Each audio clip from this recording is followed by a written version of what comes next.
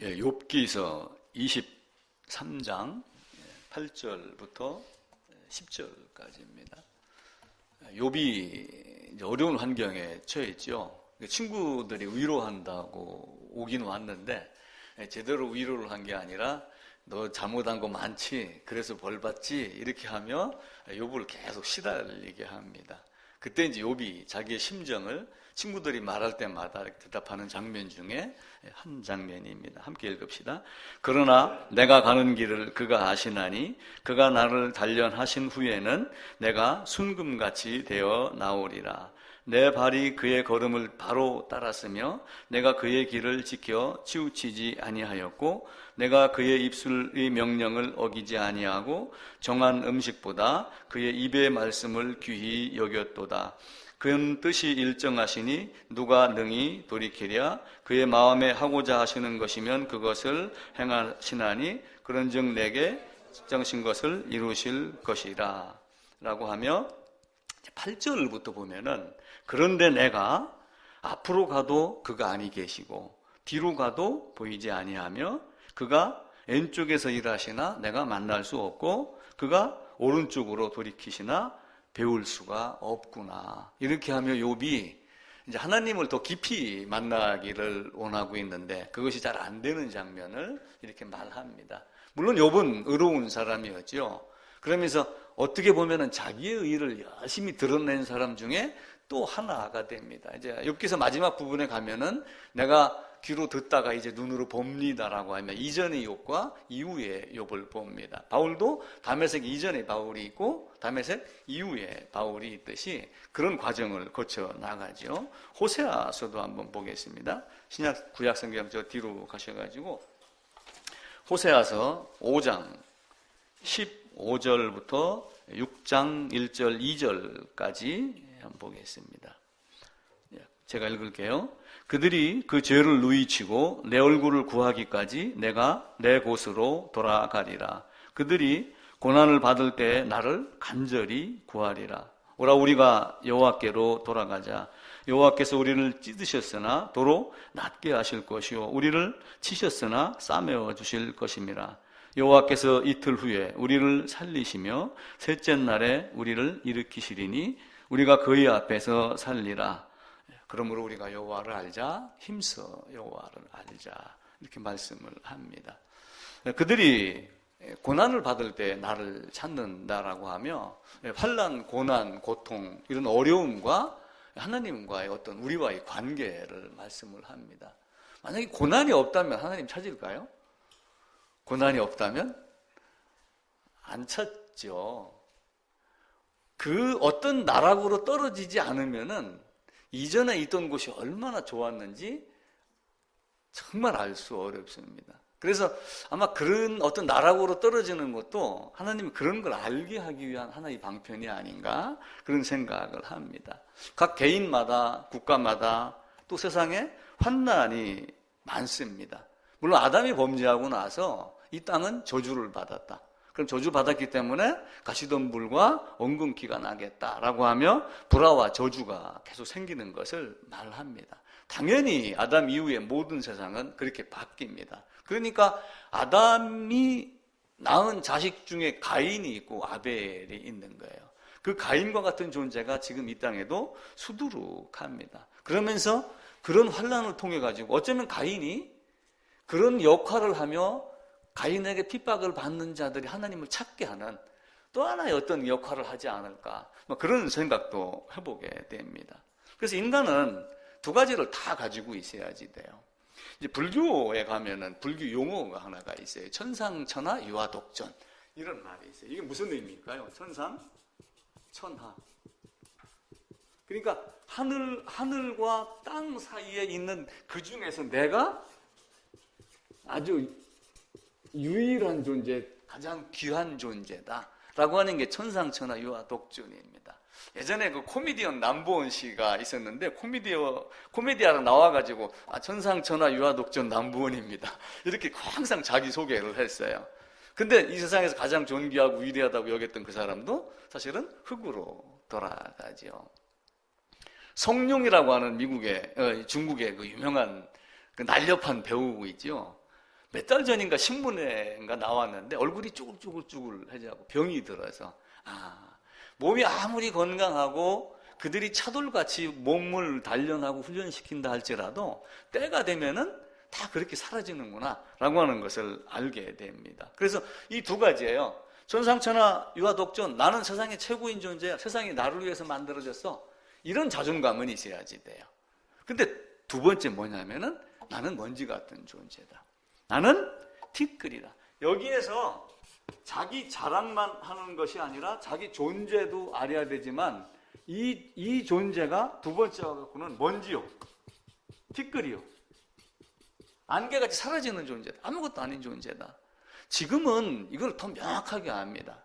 예전에는 흙 땅속에다 묻고 무덤을, 봉분을 만들어 놓으면 그 안에서 어떤 일이 일어나는지 쉽게, 물론 파보면 다 썩어지고 없어지는 걸 알지만 눈으로 직접 보지 않으니까 그래도 두려움을 갖지 않잖아요.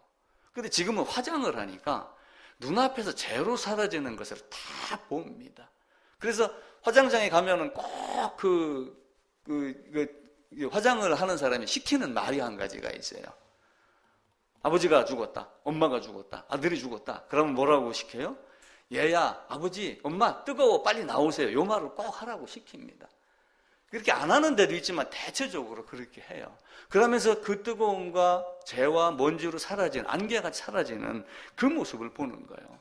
천상천하 유아독존이라고 아무리 애를 쓰지만, 힘써 애치지만, 우리가 복음을 얘기할 때 어떻게 얘기를 하냐면은, 복음은 인간의 능력이에요, 아니면 하나님의 능력이에요? 복음은 나의 애부에서 온다, 이렇게 얘기를 해요. 왜냐하면 인간은 여기 있는 사람은 아무런 능력이 없기 때문에 복음은 어디서 온다? 나의 애부에서 온다, 그렇게 해요. 만약에 이 복음이 아닐지라도 애부에서 오는 것이 아니면은 우리 인간은 버틸 수 있는 인간이 하나도 없어요. 공기 나의 애부에서 오죠, 그죠? 아침 식사 어디서 와요? 내가 만드나요? 나의 애부에서 오는 거예요. 회사 뭐든지 옷 나의 애부에서 오는 겁니다.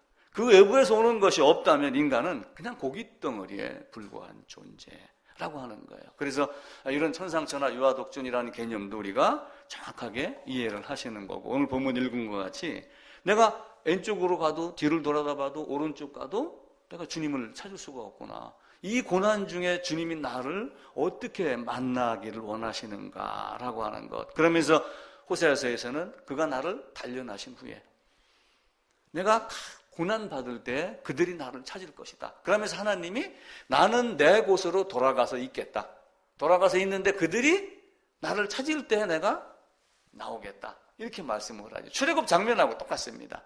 출애굽 장면도 집어넣어놓고 하나님은 자기 가만히 이렇게 하고 계시는 거예요. 그러면서 사실은 바로나 이집트의 어떤 역사를 통해서 그들에게 계속 고난을 줘가지고 하나님을 부르짖는 강도가 점점 세져서 극에 달했을 때 하나님이 이렇게 나타나시는 하나님. 그러면서 하나님이 그 계의가에 있지만 네가 그렇게 부르짖었구나 라고 하며 오히려 칭찬을 누구에게 해요? 부르짖은 사람에게 하는 그 묘하신 사랑. 근데 우리는 그걸 모르고 내가 부르짖었기 때문에 하나님이 등장한 거야. 물론 맞죠. 근데 요 의미를 잘 이해를 하셔야지 된단 말이에요. 그렇게 하지 아니하고 하나님을 다른 각도로 바라보는 거. 그래서 하나님은 먼저 상하게 하고 먼저 찢고 그렇게 하고 낫게 하신 하나님. 부활의 조건은 뭐예요? 부활의 조건은 죽음이에요. 부활의 조건은 우리는 예수 믿는 것 이렇게 하지만 부활의 조건은 반드시 죽음이 있어야지 부활이 있습니다. 거기 너 있었는가? 라고 하는 그것은 죽음을 전제로 하는 거예요. 그래서 5절이, 찬송가 5절이 이루어지는 겁니다. 우리를 찢으셨지만 낫게 하시는 하나님. 그 출애굽 이전의 환경을 한번 봐보세요. 얼마나 고난, 고통이 있었겠어요. 그 노동, 채찍, 노예, 그죠? 그러면서 거기다 가끔 던져주는 술과 고기. 그 맛에 취해가지고 그냥 거기서 열심히 하는 거예요. 그러면서 그 중에 한 명을 뽑아가지고 중간관리적으로 만들어 놓고 또 배부르게 해주니까 자기 동족을 또 더 때리고 하는 이런 모습이 있잖아요. 예수님 당시에는 어땠을까요? 환란이 있었을까요? 없었을까요? 예수님 당시에도 환란이 엄청났습니다. 그 환란, 그것이 극에 달했을 때 사실은 주님이 오시는 거예요. 그것이 그렇게 되지 않았었으면은 예수님이 오셔도 사실은 아이 저 인간 누구야? 그냥 좀 재주 있나? 이렇게 했을 수도 있어요. 로마가 권력을 잡고 그리고 그 로마가 이스라엘을 완전히 장악해서 속국으로 만들고 그러면서 그들에게 세금을 걷어가고 했던 이런 여러 가지 모습들. 자, 산상수훈이라고 합니다. 우리는 마태복음 5, 6, 7장에 가면 산상수훈에서 주님이 우리에게 좋은 말씀을 주셨다 이렇게 하죠. 한번 찾아볼까요? 마태복음 5장입니다.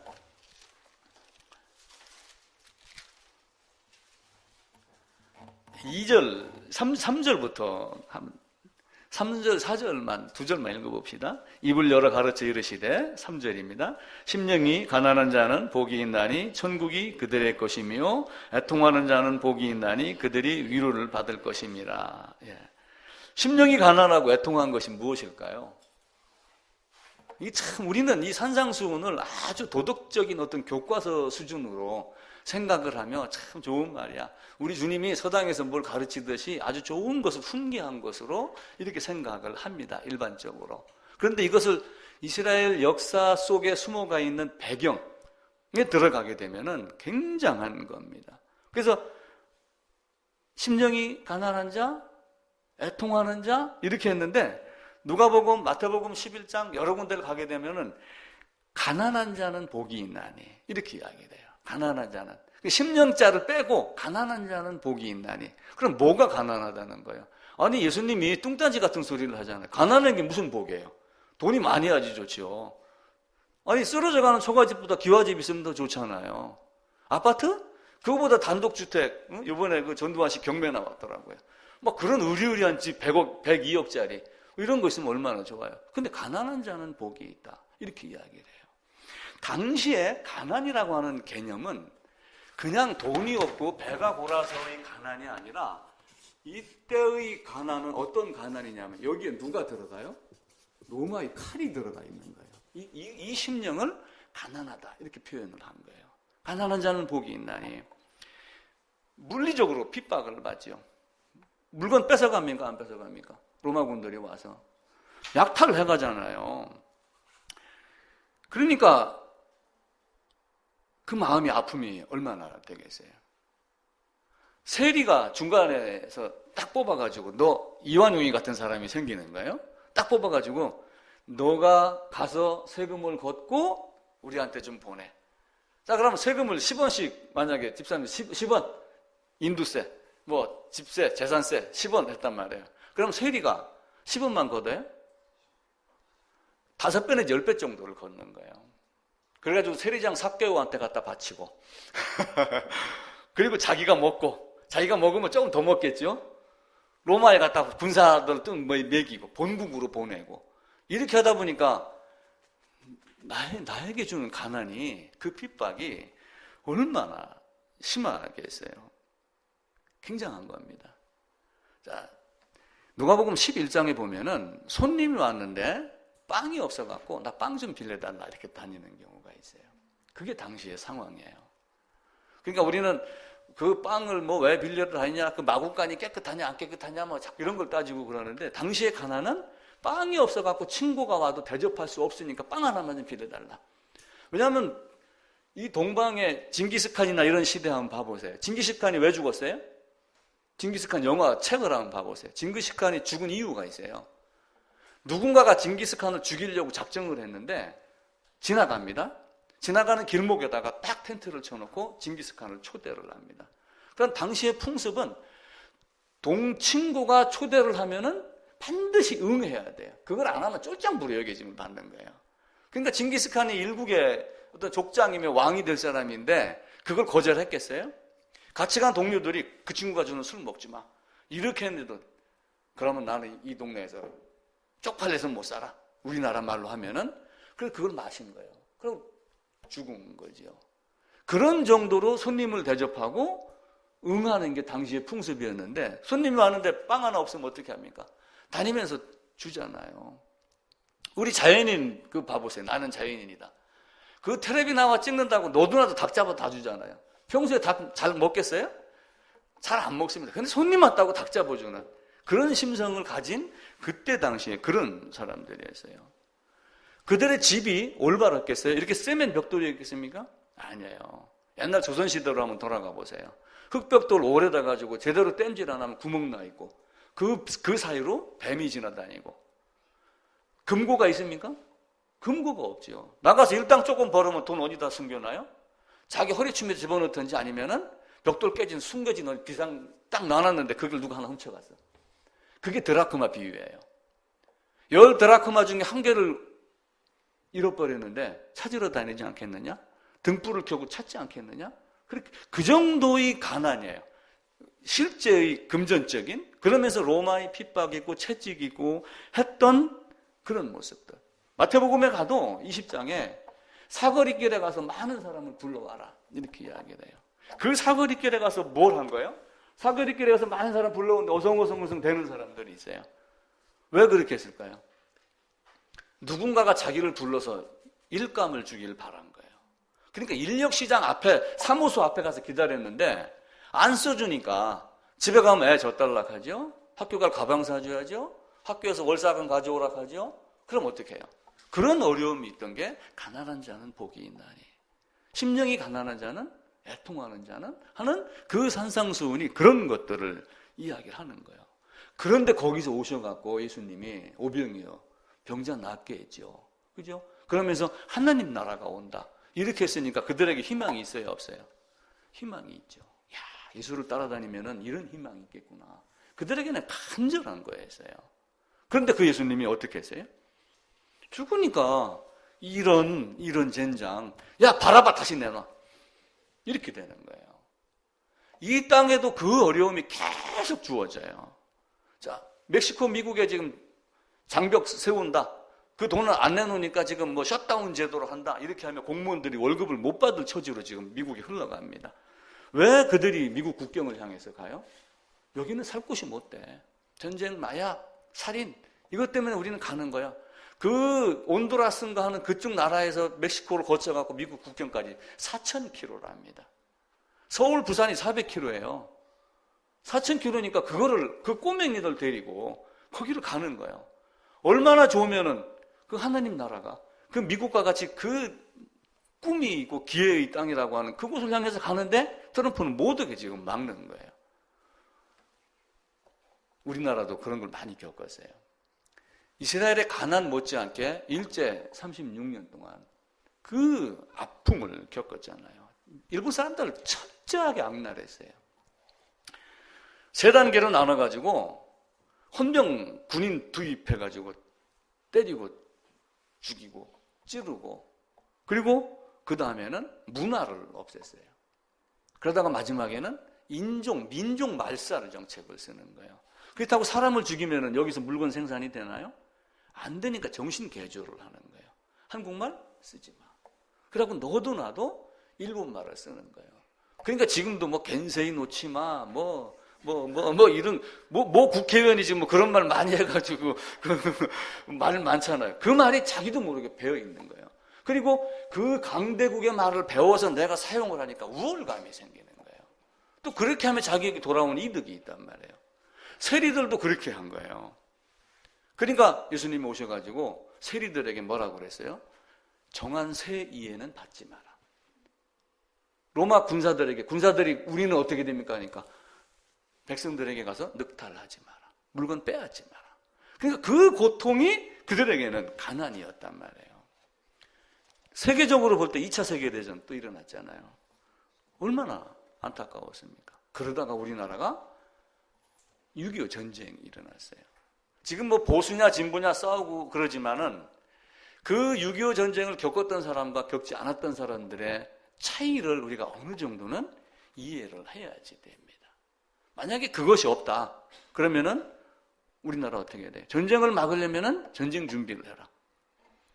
내가 다른 사람에게 안 맞으려면은 나를 훈련을 해서 강하게 만들어야지 돼요. 근데 얼마 전 신문에는 이북에서 남한 군인들 고위급 장성들이 회의하는 것까지도 회의하지 말라. 이렇게 또 간섭을 했다 하여 지금 또 보수 진보 난리가 나죠. 그럼 우리는 뭐 하란 말이냐? 이것저것 다 놓고 있었을 때 새벽 3시에 또 들어오면 어떻게 돼요? 또 문제가 되죠. 정말 어려운 겁니다. 제가 76년도에 제대를 했어요. 76년 11월 달입니다. 근데 8월 달쯤에 뭐가 일어났냐면 도끼 만행 사건이 일어났어요. 제가 특전사에 있었으니까 특전사는 뭐래요? 낙하산 메고 점프해갖고 어디를 갔냐면 이북에 들어가는 게 주 임무입니다. 도끼 만행 사건 딱 일어나는데 그 다음 날인가 연병장 집합 그러다만 낙하산을 다 지급해주고 쌀, 된장, 고추장 나머지는 알아서 해. 아니 공중에 달랑달랑 매달려 내려오는데 밑에서 총 쏘면은 1000명 가면은 몇 명 죽겠어요? 마음만 먹으면 900명은 죽어요. 나머지 100명, 50명 살은 인원이 가가지고 교란하고 이렇게 해서 게릴라 작전을 하는 거지 다 사는 게 아니거든요. 만약에 제가 그때 그쪽으로 들어갔다. 근데 여러분 만나게 하려고 안 들어가게 하신 것이 감사하죠. 정말 안타깝습니다. 강릉 펜션에서 일산화탄소 사건이 일어나잖아요. 60년대, 70년대 막 되면서 나무에서 뭘로 바뀌었어요? 연탄으로 바뀌었어요. 엊그저께 텔레비에 그게 나오더라고요. 약 20 몇 년 동안 연탄가스로 죽은 인원이 6만 명이랍니다. 우리는 그런 걸 겪는 거예요. 그 가난 중에 전쟁이 끝나면서 뭘 배우는 거예요? 좋은 곳이 어디 있는가? 그때 예수님이 등장을 했듯이 교회가 등장을 하는 거예요. 성경이 들어오는 거예요. 우리나라가 월남전에 참전했습니다. 가기 싫었는데도 박정희 대통령이 보냈어요. 보낸 이유가 있어요. 군인들 월급 주는 거를 받아갖고 어떻게 했어요? 일부는 나라에서 쓰고 그 돈으로 나라 건설이 된 거예요. 그런데 군인들은 국가의 명령이니까 도망가면 어떻게 돼요? 소처럼 끌려갑니다. 그때 제가 중학교 때인가 그래요. 그때 당시가. 대전역에서 제가 통학을 했었는데 거기서 기차 타고 가려고 가다 보면은 그때 당시에 그 특급 열차 무궁화호인가 거기에 군인들이 쫙 실려 계속 부산으로 갑니다.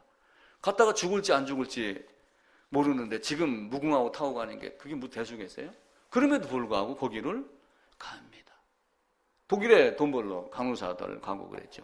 가난이라는 것이 그런 어려움이에요. 제가 다녔던 포항제철이 65년도에 대일 청구권 가지고 포항제철을 세웠습니다. 일제 36년 기간 동안 우리나라의 많은 인재들이 일본에서 학교를 다녔어요. 박태준 씨도 일본에서 와세다 대학교를 다녔어요. 박정희 대통령이 나라를 좀 세워야 되겠다. 그러니까 세 가지를 얘기를 한 거예요. 독일에 가니까 독일 총리가 당신의 나라는 잘 살려면 일단 도로가 있어야지 된다. 도로가 있으면 뭐가 있어야 돼요? 도로가 있으면 차가 있어야죠. 차가 있으려면 세 가지를 만들어라.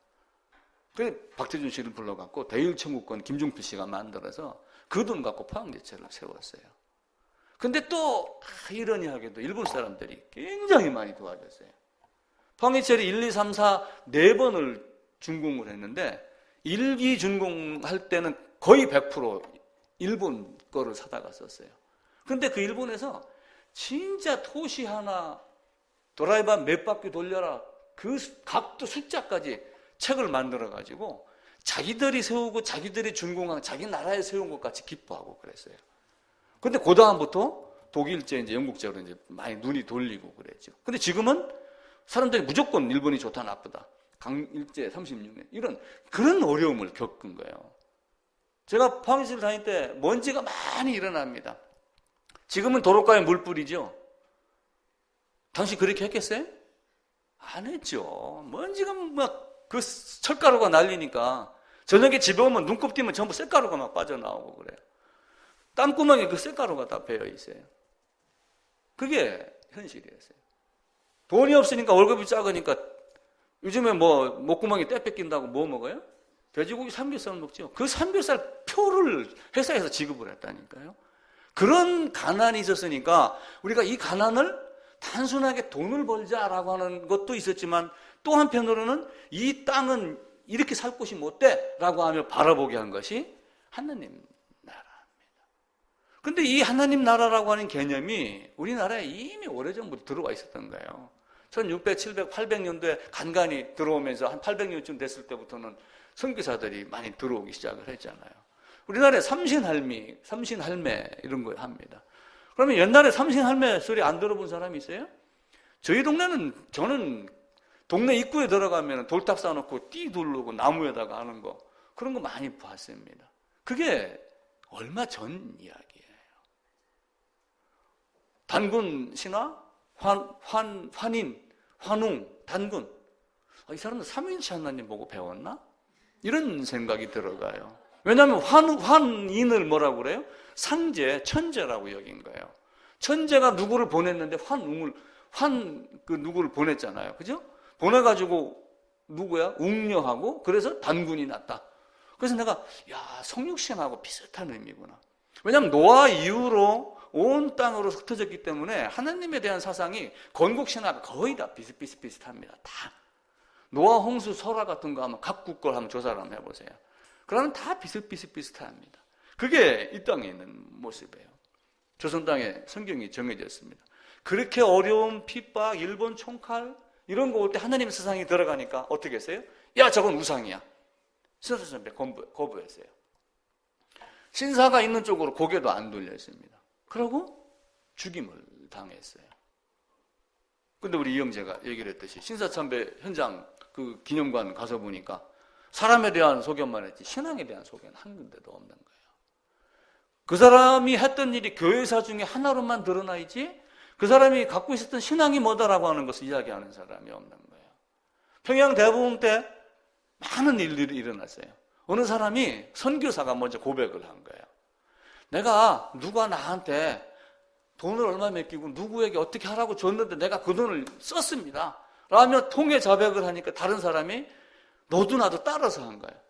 평양 대부흥이 신앙의 회복인지 도덕의 회복인지 지금 여기서 여러분 구분하겠어요?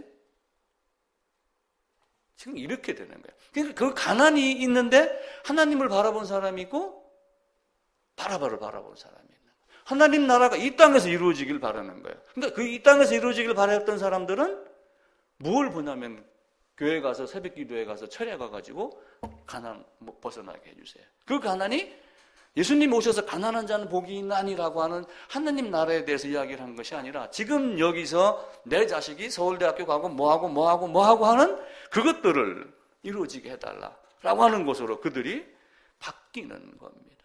그러니까 성경이 보여야 합니다. 성경을 손에 들고 하나님이 말씀하시려고 하는 하나님의 나라가 아닌 다른 것들을 요구를 하는 거예요. 그러면서 나는 이루었어. 하나님이 하셨어. 그러면서 전부 말끝마다 하나님이 하셨습니다. 하나님이 하셨습니다. 이렇게 이야기를 해요. 얼마 전에도 제가 무종교에 대해서 이야기를 한 적이 있는데 며칠 전 신문에 20일자에 동아일보에 지금은 무종교 시대라고 하는 또 기사가 났더라고요. 약 56.1%가 2015년도 통계청 자료에서 이렇게 조사를 한 걸 따져보면 57%, 6%가 나는 무종교입니다. 이렇게 답을 했어요. 근데 과연 무종교일까요? 그들이 얘기하는 무종교라는 것은 그냥 3대 종교 정도를 이야기를 하면서 거기에 난 속하지 않았다. 이렇게 하는 것이지 그 마음속에 종교라고 하는 것이 없겠어요? 다 있죠. 그러면서 뭘 하냐면 자기 합리화를 시키는 거예요.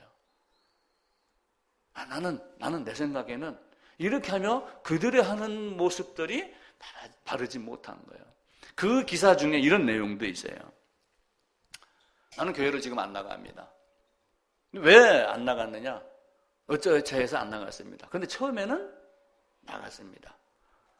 교회당 건물이 세워지고 부자가 되는 꼴이 보기 싫어서 안 갔는데 어느 교회에서 학교 강당을 빌려갖고 예배를 드리더라. 참 멋있더라. 그래서 갔습니다. 그때도 얼마 전에 강당 때문에 또 돈 그렇게 많이 들어가는지 몰랐어요. 몇 년 동안 몇십억을 줬더라고요. 강당 빌리는데. 그럴 것 같으면 차라리 짓고서 돈 안 들이는 게 낫죠. 거기는 밑 빠진 독이잖아요. 근데 그 학교 재단에서는 그걸 갖다 다 유용하게 다른 데 쓴 거예요. 그게 기사에 한두 달 전 이야기입니다. 그게 나왔어요.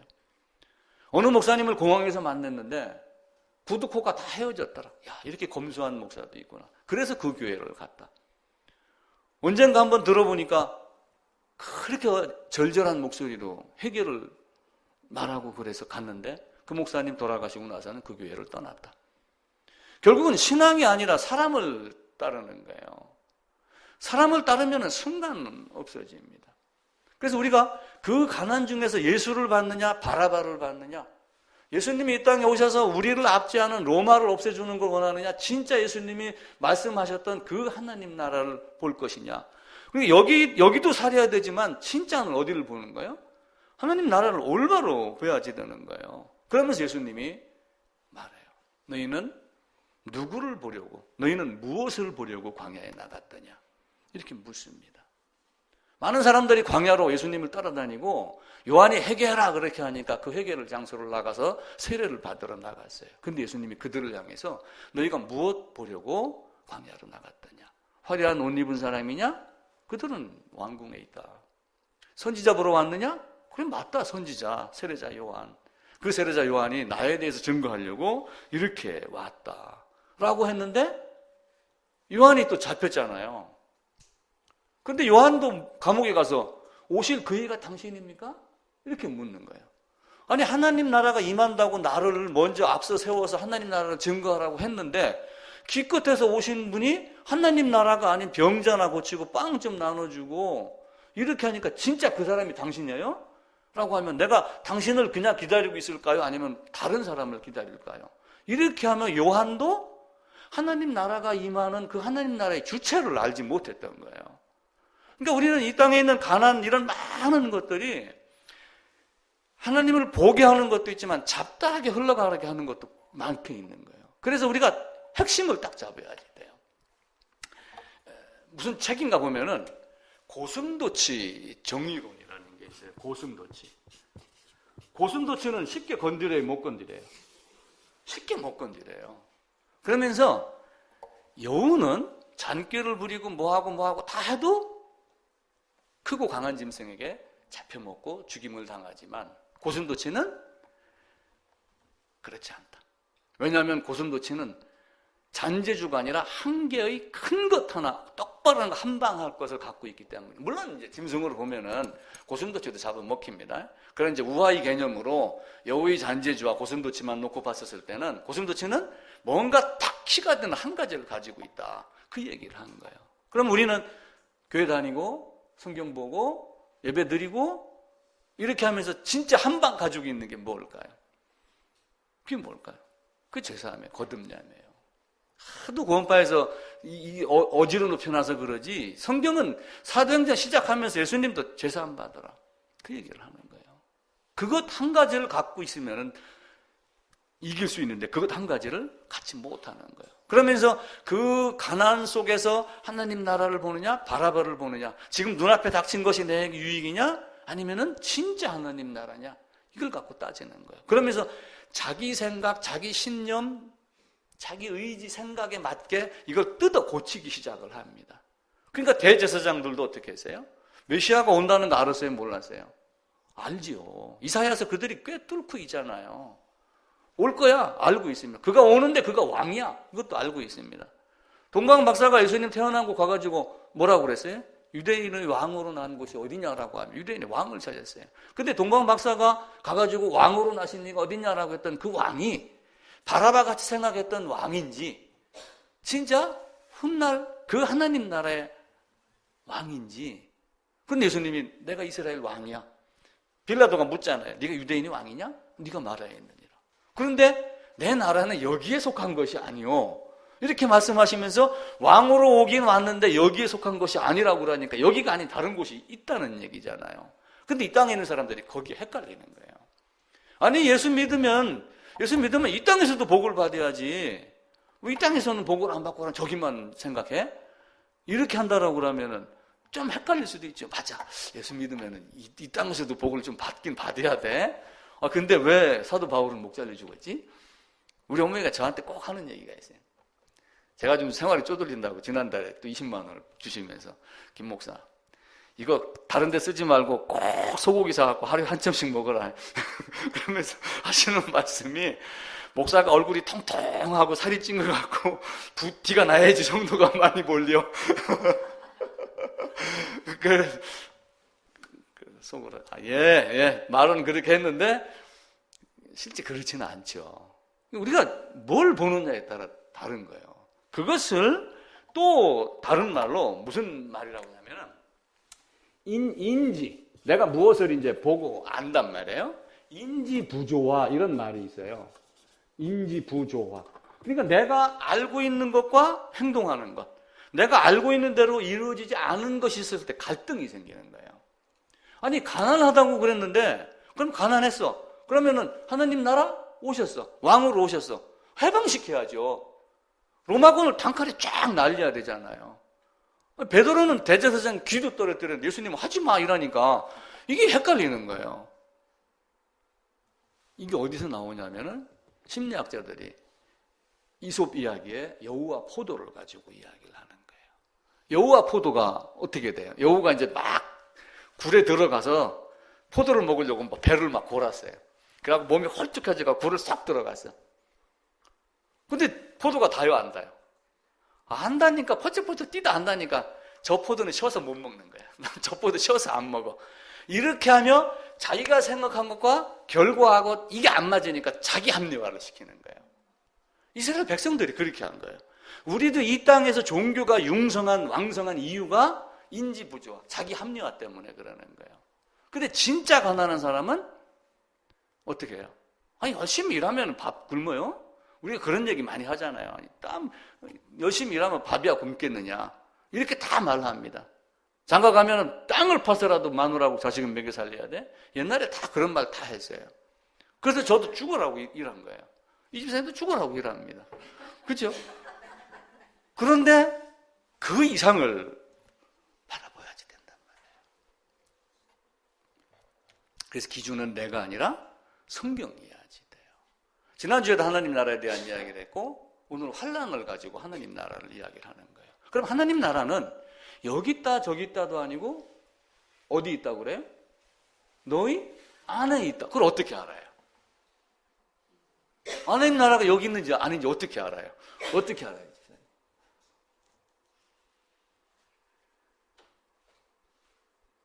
그럼 내가 하나님 나라보다 크단 말이야? 하나님 나라가 이런 나라가 쫙 해가지고 요 안에 쏙 들어왔어? 참 이게 애매모호하죠. 하나님 나라는 눈에 보이고 여기 있다 저기 있다가 아니라 너희 마음 안에 있느니라. 그래서 하나님 나라를 옛날 사람들이 어떻게 생각했냐면은 지금도 천국 그러잖아요. 우리가 한문으로 천국 그라는 거지 그걸 풀으면 하나님 나라입니다. 근데 신학자들은 또 그것을 천국 그라면 아주 적급으로 여기고 하나님 나라의 관점 아주 그 말을 또 탁 만들어요. 우리는 성경을 하나님 나라의 관점으로 봐야 돼. 하나님 나라의 관점 참 애매합니다. 근데 하나님 나라는 결국 뭐냐면은 그 하나님이 우리를 다스리고 통치하고 지배하고 명령하고 하는 이 모든 것에 내가 순종되고 거기에 속하면서 끌려가느냐 안 끌려가느냐, 이끌림을 받느냐 받지 않느냐가 하나님 나라가 내게 임했다 임하지 않았다를 아는 거예요. 그러니까 내 마음 자기를 솔직하게 들여다보면은 하나님 나라가 이미 내 안에 임했는지 안 임했는지를 아는 거예요. 근데 이 땅에 오셨는데 이스라엘 많은 백성들은 가난과 실제 하늘에 있는 하나님 나라와의 이 두 가지 중에서 갈등을 갖고 계속 헤매는 거예요. 그러니까 오병이어 호산나 우리의 왕 우리를 구원하소서 이렇게 했지만 순간 채찍에 맞고 끌려가고 하는 걸 보고 그를 확 버리고 그럼 그 마음속에 이미 하나님 나라가 임했던 거야 아니면 이 안에서 재고 있었지 실제 임했던 것이 아니란 말이에요. 제자들도 마찬가지였어요. 그러다가 어느 한순간 그게 딱 깨달아지니까 순교를 하는 거예요. 아, 이게 하나님 나라는 이런 의미였구나. 내가 진짜 그 통치를 받고 있는가? 그 지배를 받고 있는가? 늘 하나님을 의식하며 하나님이 지금 나를 살피는가? 깜깜한 밤중이라도 하나님이 살피는가 의식하며 사는가? 라고 하는 거예요. 그래서 그런 얘기 있잖아요. 어느 사람이 제가 한번 얘기했어요. 언젠가 한번 설교한 기억이 나요. 참새 한 마리를 아무도 안 보는 데 가서 죽이고 와라. 이렇게 명령을 했어요. 두 사람에게 한 마리씩 주고.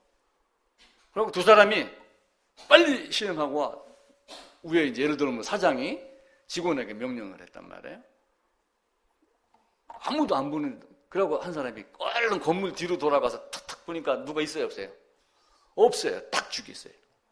죽였습니다. 아무도 안 봤습니다. 또 한 사람은 아무리 봐도 누군가가 보고 있는 것 같아요. 그러고 산속으로 갔어요. 근데 아직 해가 있는 거야. 누군가 보는 것 같아. 저 반대편에서 만원경 갖고 산불 감시하는 사람이 혹시 나를 딱 발견하는 거 아니야? 해가 질 때까지 기다렸어요. 깜깜한 데까지. 깜깜한 그 숲속에서 죽이려고 그랬는데 그래도 나를 보는 사람이 있다는 걸 아는 거예요. 누굴까요? 그게 쉽게 얘기하면 하나님이에요. 그 아무도 안 보는 칠흑 같은 어둠 속에서도 나를 살펴보는 누군가가 있다는 걸 알고 그걸 죽이지 않고 나 못 죽였습니다. 이렇게 했는데 누군가가 나를 보고 있는 것 같아 도저히 못 죽였습니다. 그 심정으로 우리가 살고 있으면 하나님 나라가 우리 임한 것이다 라고 하는 거예요. 하나님이 권능으로 우리를 다스립니다. 하나님의 손으로 우리를 치리하십니다. 그럼 하나님의 손이 있나요? 하나님의 손이 있습니까? 하나님의 손이 없습니다. 그런데도 손으로 다스린다 그러죠. 그 하나님의 손으로라고 하는 그 손이 뭐냐면은 그 히브리어로 야드, 여드 이렇게 발음을 하는 권능, 힘, 권세 이런 뜻이에요. 그런데 신기하게도 네 손이 범죄하거든 네 손을 잘라버려라 라고 하는 그 손 단어도 그 단어를 써요. 같은 의미로. 그러니까 무슨 얘기예요?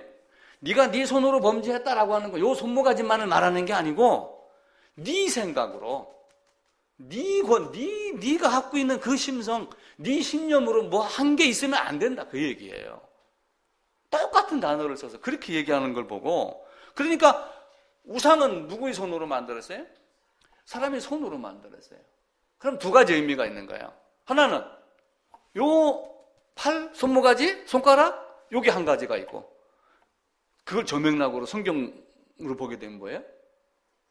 내 생각으로. 그러니까 우상을 깨부셨습니다. 하나님이. 금송아지 만드는 걸 깨부셨어요. 또 만들었어요? 안 만들었어요? 또 만들었어요. 왜냐하면 이걸로 만드는 게 아니라 이 안에 있는 다른 걸 갖고 이걸 도구로 삼은 거지. 그렇기 때문에 우상이 계속 또 나오는 거란 말이에요. 그래서 그들을 어디로 끌고 가요? 포로로 끌고 간 거예요. 그러면서 환난에 환난과 고통과 고통을 계속 더 주는 거예요. 그러니까 나중에 다니엘서에 가게 되면 그들이 고백을 해요. 우리가 여기 끌려온 것은 우리 하나님을 버렸기 때문이다. 그래서 그들이 70년 만에 그걸 깨닫고 그리고 돌아옵니다.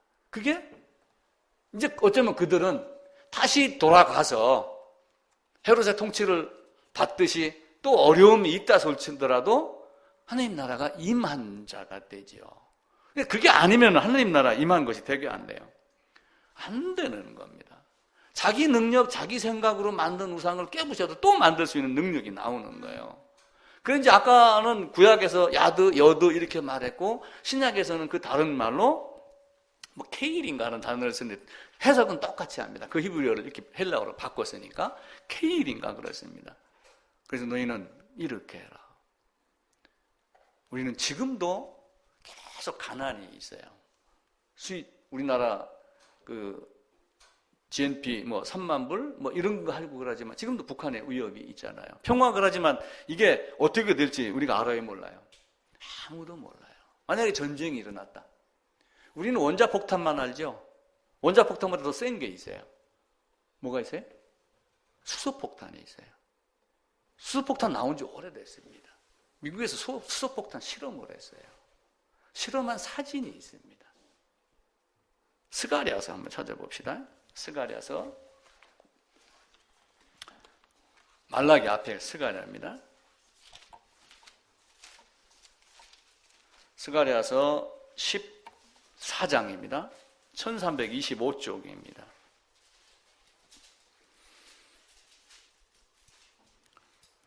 스가랴 14장 12절입니다. 예루살렘을 친 모든 백성에게 여호와께서 내리실 재앙은 이러하니 곧 섰을 때 그들이 살이 썩으며 그들이 눈동자가 눈구멍 속에서 썩으며 그들의 혀가 입속에서 썩을 것이요. 미국은 땅덩어리가 굉장히 넓습니다. 그래서 핵실험 같은 경우도 사막 같은 데 가서 이렇게 하고 그래요. 실제 어떤 영화 배우가 영화를 촬영하며 뭔가를 했는데 나중에 그게 어떤 그런 실험 대상이 된 걸 알았어요. 검색해보면 막 나옵니다. 그래가지고 정부에다 내가 항의하고 막 공개하려고 했는데 이게 뭐 너를 뭐 냉동인간으로 만들었다, 나중에 뭐 되면 깨워주겠다, 무슨 약속을 해갖고 냉동인간이 됐다 하는 이런 설도 있습니다. 그래가지고 그때 당시에 참여했던 배우들이 굉장히 많이 죽었습니다. 실제 이 글이 무엇을 의미하는가 우리가 헷갈리잖아요. 근데 아주 오래전에 미국에서 실험한 사진이 딱 나왔는데 탁 터지면서 사람이 탁 섰는데 이렇게 색 같은 거 딱 나왔어요. 땅에 딱 넘어지면서 없어져요. 이게 싹 녹아가지고 그 열기에 이런 현상들이 앞으로 일어나겠어요? 안 일어나겠어요? 그런 것들이 일어납니다. 이런 환란이 있어야지 하나님이 보이는 거예요. 희한하게도 하나님은 이런 환란을 통해서 하나님을 바라보게 합니다. 내가 찢으셨으나 꿰매주신다. 그런데 사람들은 어떻게 해요? 자기 생각에다가 성경만 갖다 덧입히는 거예요. 그걸 예수님이 이렇게 꼬집었어요. 누가 헌옷에다가 새 천을 갖다 꼬매는 자가 있느냐? 누가 새 부대를 찢어진 새 부대에다가 새 천을 갖다 꼬매놓고 이렇게 하느냐? 새 포도주는 새 부대에 넣어라. 이렇게 하면 이전 모든 것을 다 버릴 것을 말씀을 하셔요. 근데 우리는 내가 가진 이런 것들 모든 걸 다 버리지 아니하고 중간에 몇 개만 갖다가 집어넣어가지고 이걸 새 거 같이 자꾸 여긴단 말이에요. 그럼 어떻게 돼요? 결국은 이것만 더 터져서 못 쓰게 된다. 이렇게 하죠. 어떤 사람이 그런 얘기를 합니다. 지난 100년 동안의 한국의 역사가 1000년이 지난 것과 같은 시간이다. 지금은 잘 모르지요. 현진이 내일 모레 이제 군대 가가지고 훈련받고 힘들어 그러지만 제가 겪었던 보릿고개 오줌 매려도 학교 갔다 오다가 참고서 논의는 쫓아가고 오줌 넣고 가고 그랬어요. 그때 가뭄이 심해서 그렇게 살았어요. 지금 이 시대에 그걸 알겠어요? 그걸 모르죠. 이스라엘은 그런 환난, 그런 가난, 그런 애통 속에서 하나님을 본 거예요. 그 하나님이 오셔가지고 내 나라는 여기가 아니다. 그럼 어디란 말이에요?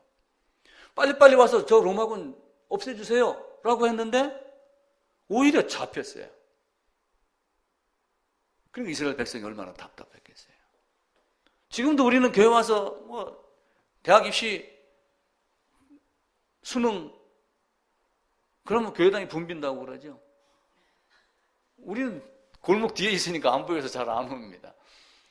안 가던 사람도 갑니다. 그게 하나님으로 변질이 돼 있는 거예요. 하나님은 그런 게 아니에요. 먹고 살만 하니까 이제는 비우자 버리자 이래가지고 막 비우고 버리고 하는 것, 집안에 쓰레기 버리고 안 쓰는 물건 싸놓은 건 버려야지 돼요. 그런데 또 먹고 살만 하니까 마음까지 비우자고 그러네요. 마음 비우면은 송장이죠. 인간이 아닙니다. 우리는 그 가난의 마음을 계속 갖고 있어야 돼요. 갖고 있는 것도 없는 것들이 비우자고 지금 헛소리하고 다니는 거예요. 진짜 버려야 될 게 뭔가를 모르는 거예요. 그래서 이렇게 이야기를 해요. 마음은 비우고 버리는 것이 아니다. 마음은 비우고 버리는 것이 아니라 그 마음이 도망가지 못하도록 꽉 붙잡고 평생에 걸쳐 씨름하는 것이다. 그게 진짜 마음입니다. 이스라엘에게 하나님은 그걸 요구를 한 거예요. 마음은 비우고 버리는 게 아니라 도망가지 못하도록 꽉 붙잡고 평생에 걸쳐 씨름하는 것이다. 그래서 옛날 사람들은 나이 40이 되면 부록이라고 그랬어요. 의심할 것이 없는 나이다. 왜냐하면 그때는 수명이 짧으니까 40쯤 되면 도 같은 걸로 여겨지는데 그게 안 되는 거예요. 그래서 지금 세상은 나이 40이 되면 그래도 부록이란 단어를 알으니까 내가 이러는 게 뭐가 있지? 이렇게 하면 마음속에서 지진이 일어난다. 이렇게 이야기를 해요.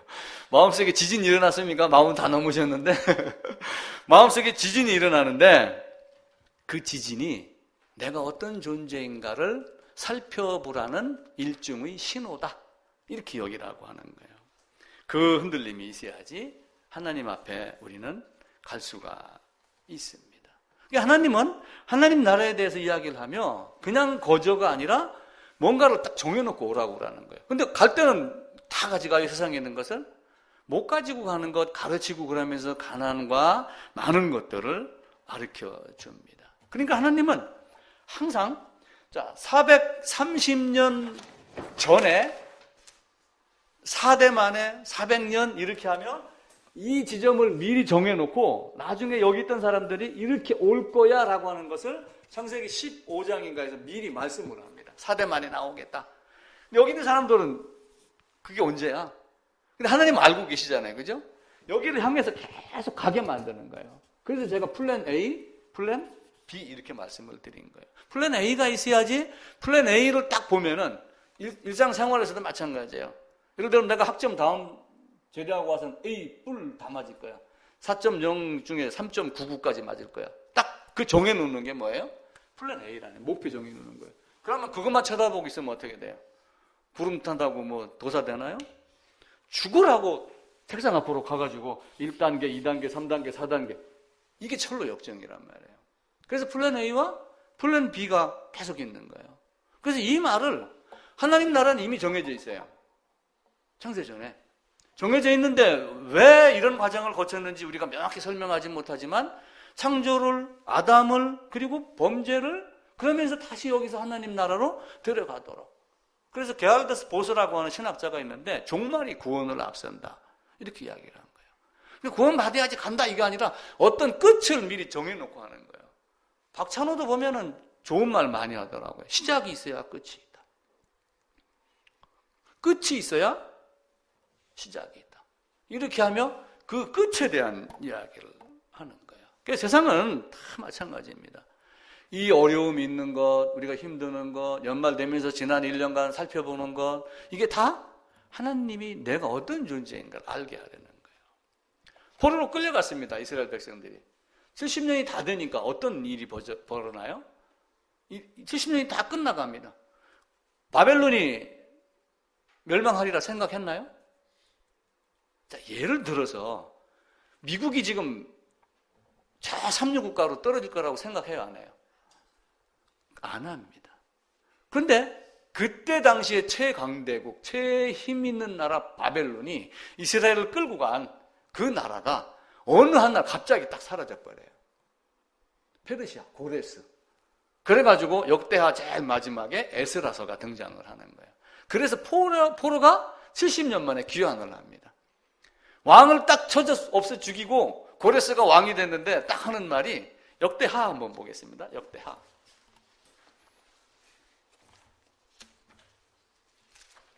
역대하 제일 마지막에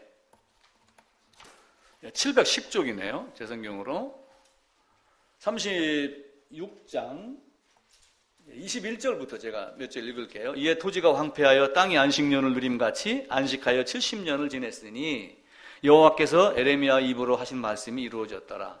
바사의 페르시아입니다.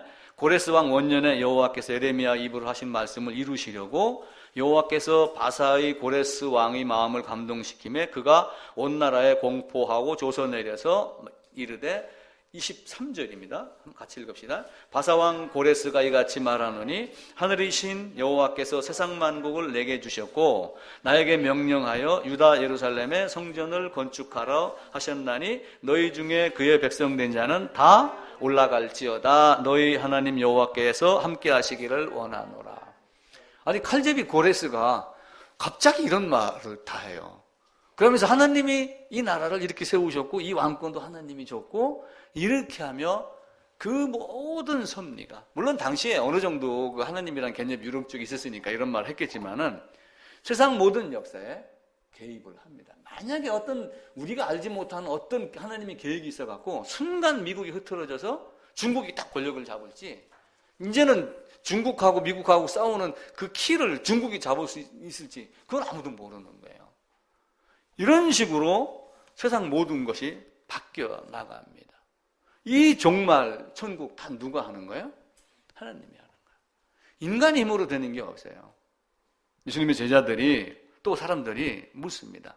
우리가 알고 있는 그 유명한 말 중에 그런 거 있어요. 낙타가 바늘길 통과하는 거 있죠? 생각나세요? 낙타가 바늘길을 통과하는 것보다 부자가 하나님 나라에 들어가는 것이 더 좋다, 쉽다. 우리가 부자 되지 말자. 이래서 버리라는 게 아니죠. 근데 그거 한번 찾아봅시다. 마태복음 19장입니다.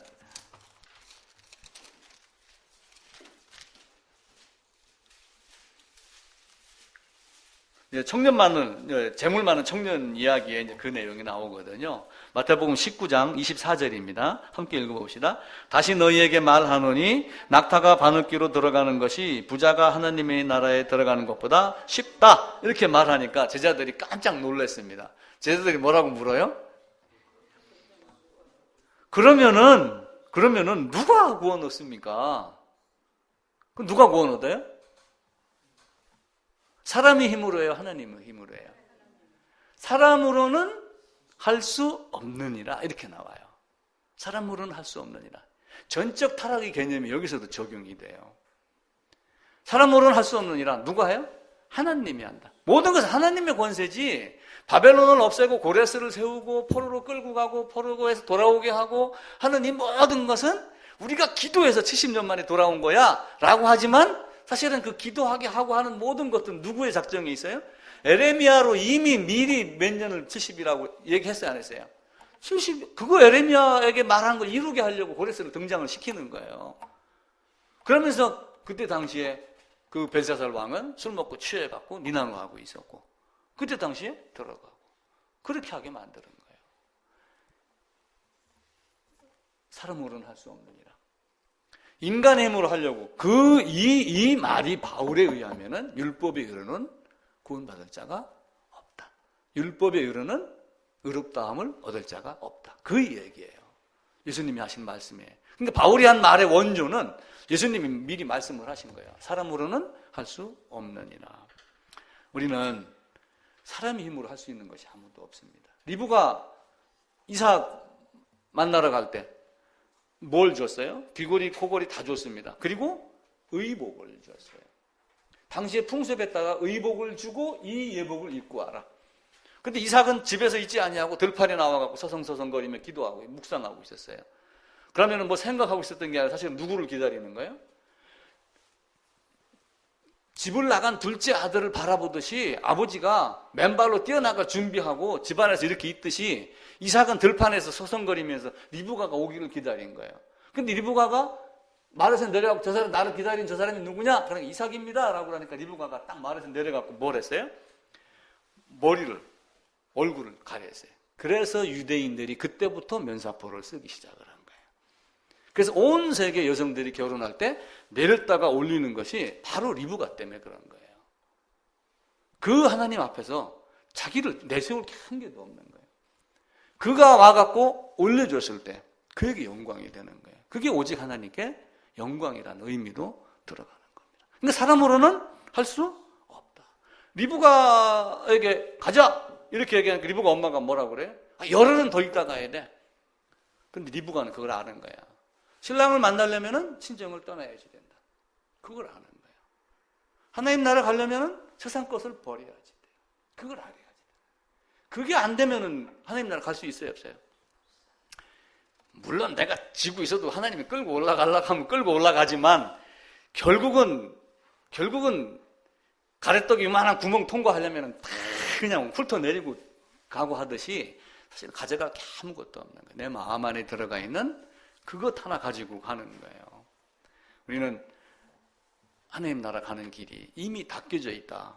도피성 이미 닦여져 있어요. 도피성으로 가는 길은 신명기 19장에 보면 이미 닦여져 있어요. 잘 도망오라고 닦여져 있는 그 길 말고 불도저 갖고 자기가 길을 닦으려고 내는 사람들이. 그러면서 세상에서는 계속 얘기를 하잖아요. 길은 우리가 만드는 거야. 우리가 목표를 정해놓고 자칫 다니다 보면 길이 돼. 그리고 우상이 자꾸 생기는 거예요. 자꾸 다니다 보니까 종교가 자꾸 생기는 거예요. 그러라고 가난을 준 게 아니에요. 성경 여기에다 모든 것을 이미 다 줬어요, 안 줬어요? 이미 다 줬어요. 근데 이걸 말고 지금 자꾸 다른 데서 찾는단 말이에요. 링컨이 무슨 말을 했냐면 국민에 의한 국민을 위한 정부. 그 누가 만들었어요? 링컨이 만들었죠? 아니에요. 다른 사람이 그 누구야? 파커라고 하는 목사가 설교를 했는데 그 설교에 요 문구가 들어가 있어요.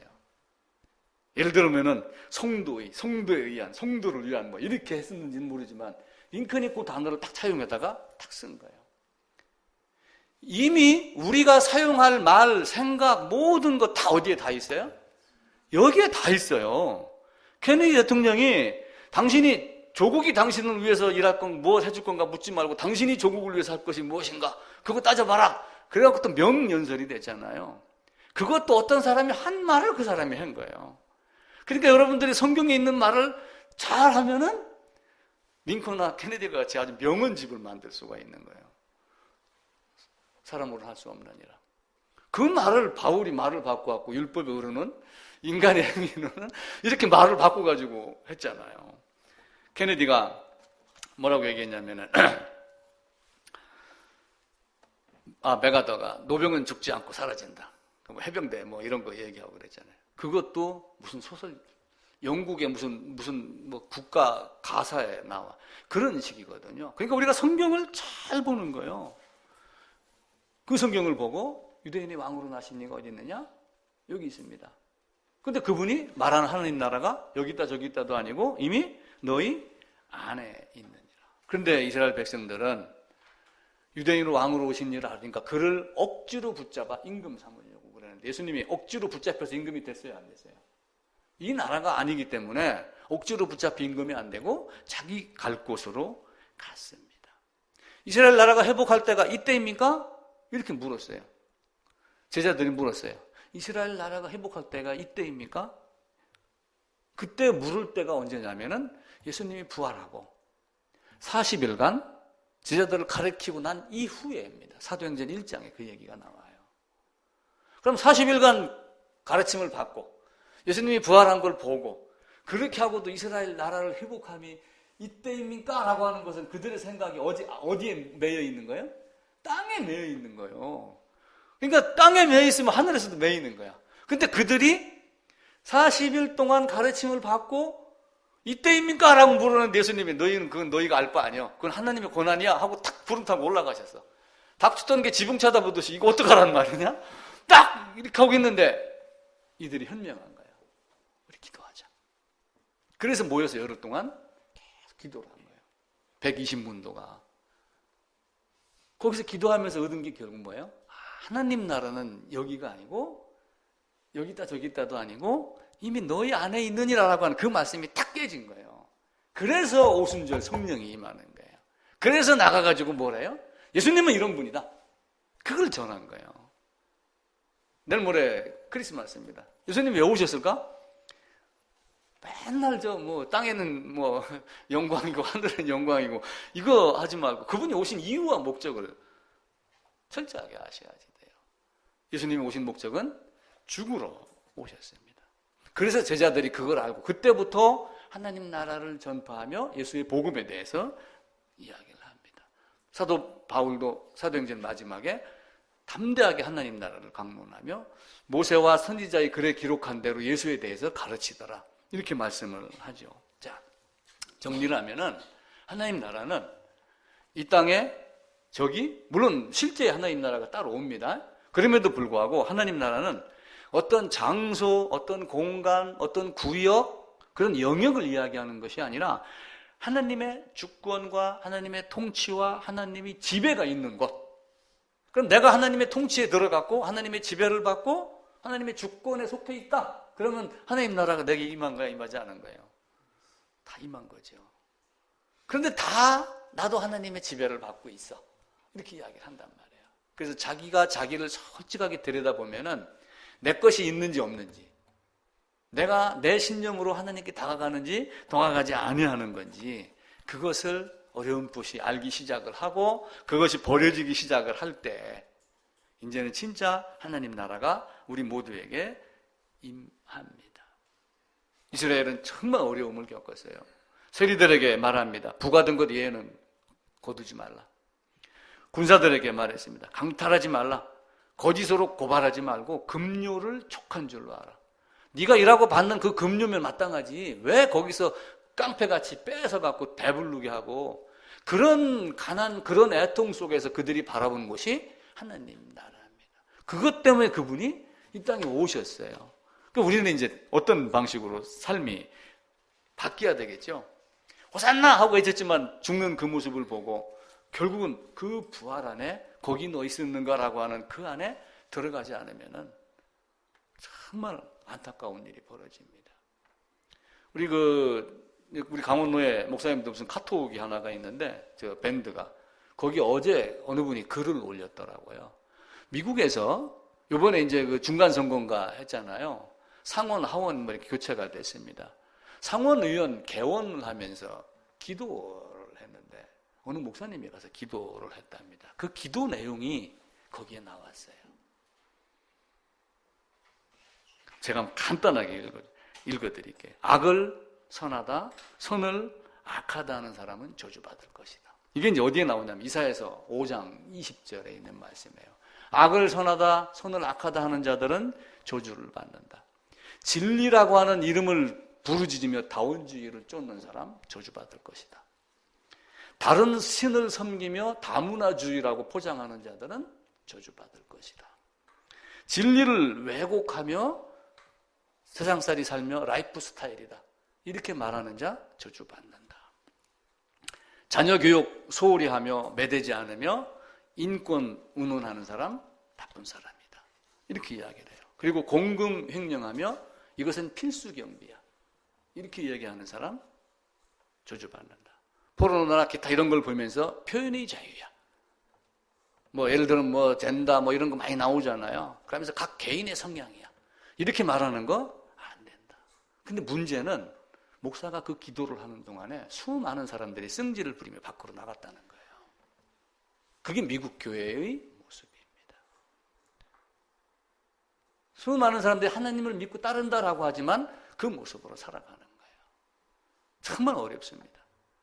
제가 참 우연이겠지만 또 감사하게도 제가 1월 1일 날 놀고 1월 2일이 이제 또 정상적인 2019년 업무가 첫 되는데, 국회 이제 국회의원 보좌관들이 이제 국회 내에서 국회의원 빼고 기도를 하는 예배를 드리거든요, 수요일에.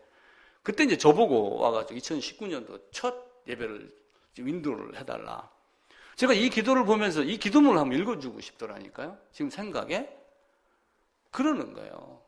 수많은 인재들이 모여갖고 이렇게 있고 그러지만 필수 경비 횡령하면서, 아니 국회의원은 여권 보여주면 안 되나요? 왜 국회의원, 내가 국방위의 위원이 나한테 여권 보여달라고 그래? 그 말을 거기서 왜 해요? 이게 현재의 모습이란 말이에요. 예수님의 대적은 로마가 아니에요. 그걸 아셔야지 돼요. 예수님이 이 땅에 오셔서 쓰러뜨려야 될 존재는 누구예요? 누구? 사탄이에요. 여자 유손이 와갖고 뭘 해요? 사탄을 없애버리는 거예요. 그런데 백성들은 가난 중에 뭘 생각을 했냐면은, 예수님이 와가지고 예수님의 대적은, 예수님의 원수는 로마다, 저 세리다, 내가 뺏어가는 저 로마 군사다, 이걸 생각을 한 거예요. 그게 아니고 예수님의 대적은 사탄이에요. 그런데 희한하게 예수님이 사탄을 어떻게 없앴어요? 사탄을 죽였나요? 히브리서 2장에 있는 대로 죽음을 통하여 죽음의 권세를 잡은 자, 사탄, 사망을 없애버렸다. 그래서 예수 안에서 죽은 자, 예수의 죽음으로 사탄의 존재가 이미 있어요, 없어요? 없는 자에게 하나님의 나라가 이미 임했다 라고 하는 걸 우리가 이해를 하셔야지 돼요. 그런데 사탄은 지금 있어요, 없어요? 있죠. 없는 자가 있고 있는 자가 있는 거예요. 마지막 날 무저갱이 들어가지만 하나님 나라가 어떤 곳인가? 그 하나님 나라는 이 땅에서 얘기했던 그런 가난, 핍박 이런 거 없는 것도 당연하지만, 내 생각대로 예수님이 오시면 저 로마군을 하는 그런 개인적인 의견, 생각, 신념까지도 다 사라지고 오직 하나님 한 분만 영광이 드러나는 것. 그게 하나님 나라입니다. 그래서 내가 하나님 나라에 속한지 어떻게 하는가? 그리고 그 하나님의 권세, 통치, 지배, 하나님 말씀에 내가 얼마만큼 끌려가는가, 끌려가지 않는가. 그 말을 내가 내 생각 다 버리고 얼마만큼 수용하고 살고 있는가. 그거에 따라서 하나님 나라가 임했다, 임하지 않았다, 하나님 나라의 통치를 받고 있다, 받고 있지 않다, 이걸 생각을 하셔야지 돼요. 뭐 거룩하게 예배드리고 뭐 예를 신년 초니까 뭐 우리 성찬합시다, 이런 개념이 아니란 말이에요, 하나님 나라가. 근데 전부 지금 형식으로 지금 다 매여 있는 거예요. 그러면서 루터가 종교개혁을 하며 카톨릭의 형식을 못 버리고 왔다. 그거 버려야 된다. 말을 하면서 지금 다시 그거로 돌아가고 있단 말이에요. 목사들이 그 무슨 뭐 카라, 뭐 로만 칼라인가 뭐 이런 거 다 입고 하는 거 다 어디로 돌아가는 거예요? 그걸로 돌아가는 거예요. 아주 로만 칼라 입고 여기다 뭐 걸치고 다니면은 거룩하게 보이고 뭐 신부나 목사나 표가 날 수는 있죠. 근데 왜 그걸로 돌아가요?